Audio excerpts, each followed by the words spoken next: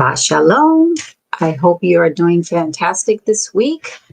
This week for myself was a little bit challenging, but with the strength and the help of Yahuwah, everything is tov. So Baruch Hashem Yahuwah, we praise the Most High. I give him thanks for this time of Shabbat with Hadassah with you, spending just maybe 10 to 15 minutes sharing thoughts, sharing the word.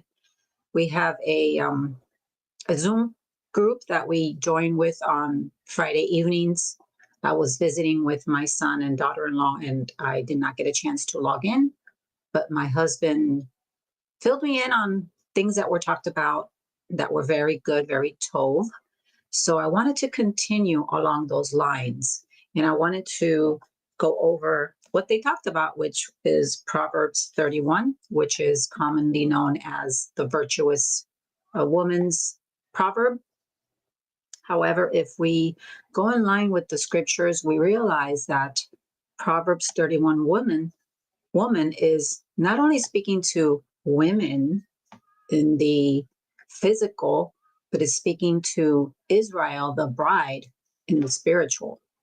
And so we have interpreted throughout many years as something superficial and word by word, meaning we're taking it at the level of what we understand, but there's a deeper spiritual meaning to it that I think we should delve into. So I'm going to read it first, and I'm going to go over it just a little bit. Don't want to take too long, and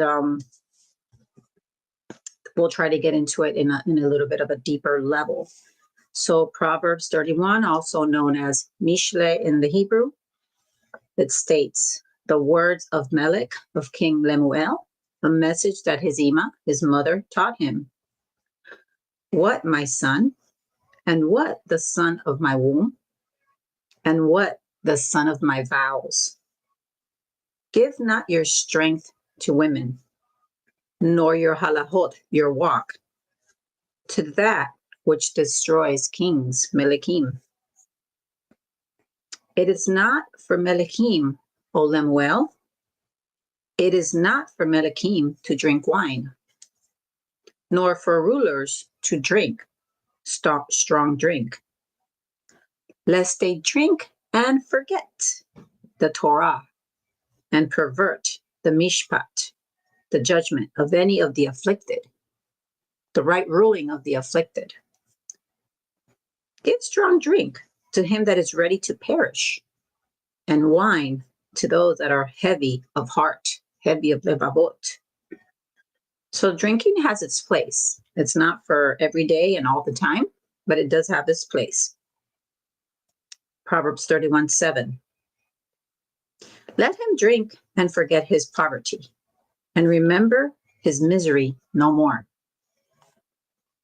That's why sometimes when you're not feeling so good and you have a little drink, it just lightens your mood, kind of gets you in a little bit of a better heart situation.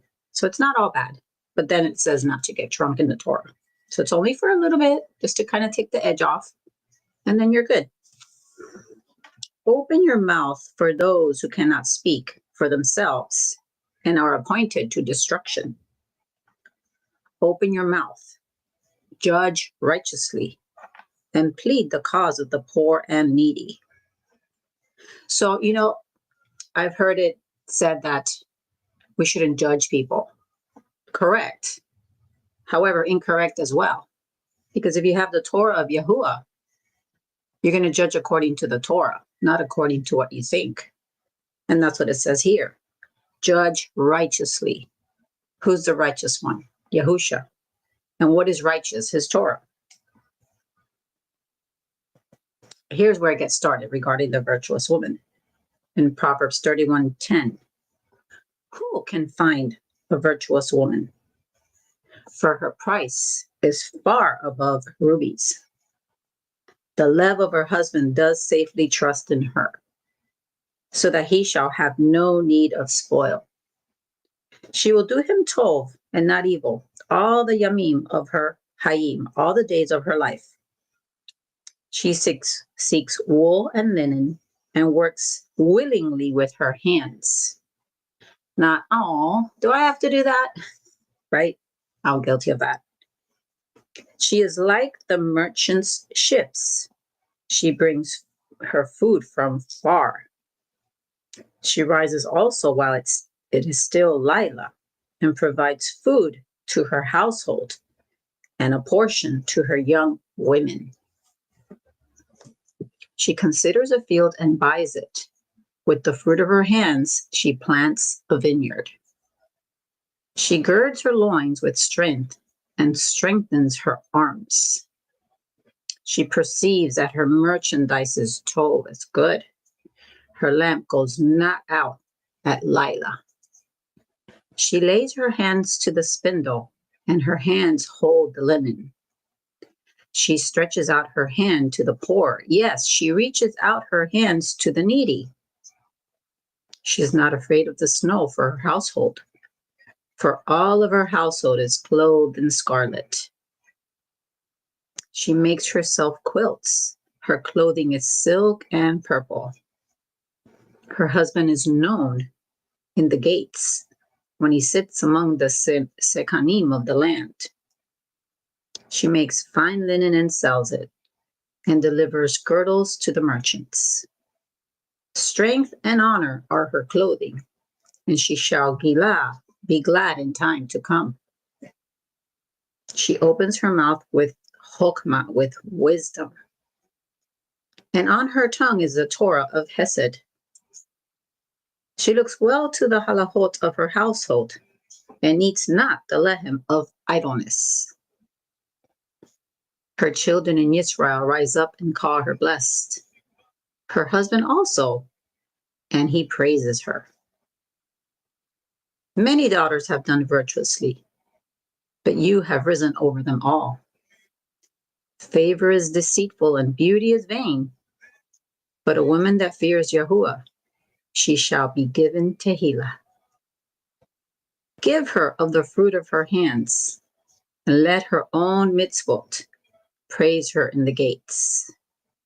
So we read all Proverbs 31 and realize how beautiful the words are.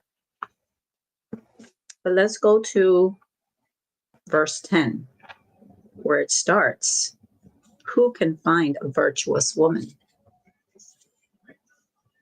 Yahuwah is searching the earth to see who are his chosen ones. The virtuous woman, his bride, is the virtuous one. He says he buys a field, and her price is far above any rubies or any gold or any silver or any diamonds that he can find in a field. The love of her husband does safely trust in her. Yahuwah knows those that are his and keeps them safely in the palm of his hand. He trusts in his word. He gives them the word. He gives them more knowledge, more understanding, more wisdom, more chokmah, so that he shall have no need of spoil. Doesn't need anything else from anybody else, right? She will do him tov and not evil all the days of her life. That virtuous woman, Yisrael, is looking to do good because she represents Yahuwah. She seeks wool and linen and works willingly with her hands. I need more insight as to the deeper meaning of that one. She is like the merchant's ships. She brings her food from far. So like we're doing on this Mishle 31, going deeper, not just going to the superficial.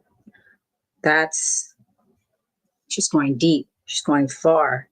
Yisrael is going deep and far into the word. She rises also while it is still Lila, while it is still night, while it is still dark, and provides food for her household. Not only the food that feeds the flesh, but the food, the most important food that feeds our soul, which is the word of Yahuwah, that gives us life, that gives us hope, that gives us wisdom, that gives us everything. Without it, we're nothing. Even some of the laws from the land were based on the Torah, the scriptures. And along the way, the enemy has perverted them and changed them. But it started off a little better. And she rises also while it is still light and provides food to her household and a portion to her young women. Her young women might be servants that work for her, might be sister wives that she has, might be the other women in the congregation that she wants to uphold and support, right? She considers a field and buys it. With the fruit of her hands, she plants a vineyard.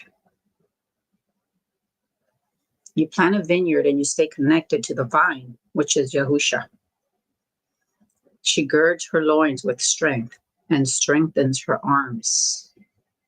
Strength, which comes from Torah. She perceives that her merchandise is tov. Her lamp goes not out at Lila. So everything that she's learned in the Torah sustains her when tough times come around, when there's darkness. Hi, husband. You want to join us? Ooh, I was listening in. I didn't know if I should come in and disrupt such a told teaching here. Well, I was getting to the point where I'm like going to stop, but I think you have more insight on the rest of them, so we should keep going. Not you. Me? So I stopped at where we talked about where her lamp goes not out at Lila. Meaning that when the tough times come, when the darkness comes, she doesn't go back to worldly things and worldly situations and worldly advice. She sticks firm to her belief and her faith in Yahusha and his promises and what he has given us through his life, an example in his life that he lived here and in his Torah. Amen. So true. Yeah. So what I'm going to do then, do you want to give any closing comments since you were snooping on me? Well, this is you're speaking on a subject we spoke on during our Zoom meeting. Right. That's what I said. And it's important to mention how this applies both to male and female. Right. There's not just a Proverbs 31 woman.